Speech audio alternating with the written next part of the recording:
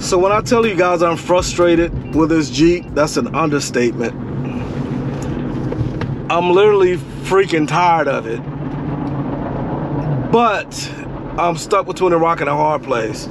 So yesterday on my way to work, I went out to start the Jeep, hit the start button, it jumped as if it was in gear.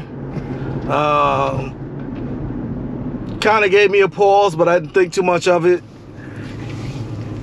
Got on the road, and then every light on the dash lit up like a Christmas tree. So that made me think that maybe there's something going on with the transmission. So I called the transmission shop here that was recommended to me by Mike over at Razor's Edge and several of my co-workers. I keep saying Razor's Edge. It's Racer's Edge. But yeah, they came highly recommended. It's a shop called Mariana's Transmission. Called them up, talked to them about it.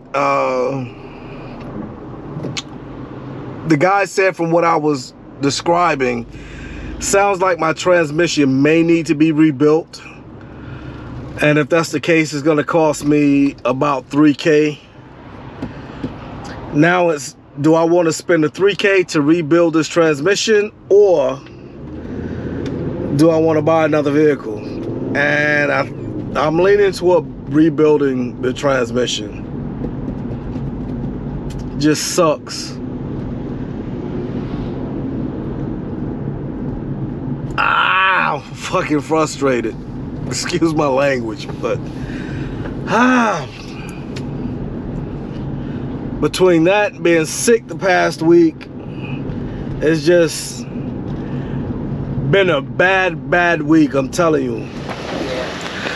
So we made it out to Mariana's transmission shop, and they're gonna check the Jeep to see what's wrong with it and get back to me before any work gets done, of course. He said hopefully it's something simple. I'll get a call back sometime around lunchtime. But if you're in the Guam area or living in Guam and you need some work done on your transmission, there you go right there. Like I said, this place came highly recommended by several of my co-workers as well as another shop. So I trust them to do the work that needs to be done and not get ripped off. So I'll catch you guys up once I find out what's going on with the Jeep. 5 hours later. Well, I just got the call back from Mariana's Transmission, and it's not all bad news, but it's not all great news either. Turns out that it is there's an issue with the transfer case, but it's not the transfer case itself. It's the module for the transfer case that needs to be replaced. So I have to order a new transfer case module, which is only about $200. A lot cheaper than rebuilding my transmission, which would have been about $3,000.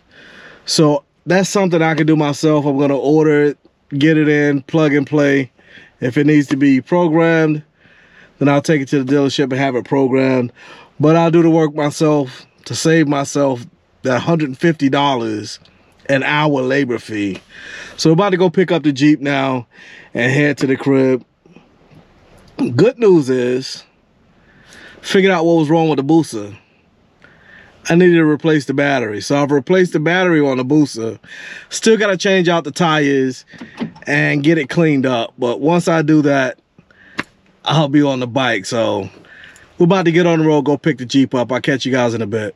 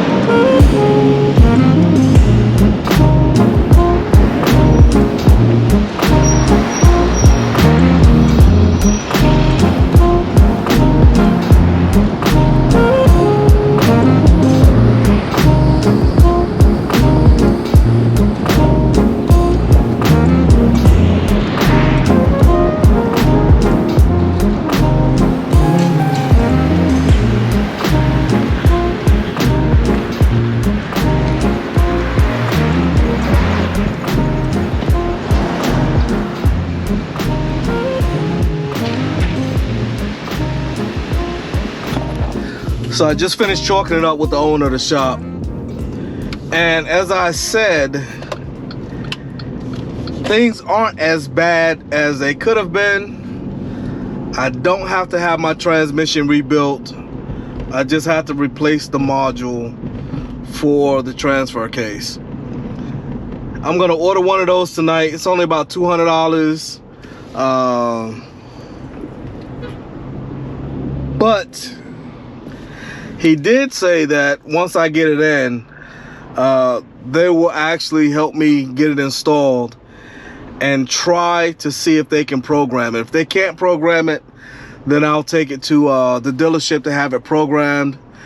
But if they can, I'm gonna save myself a buttload of money because he's not gonna charge me $150 an hour for labor.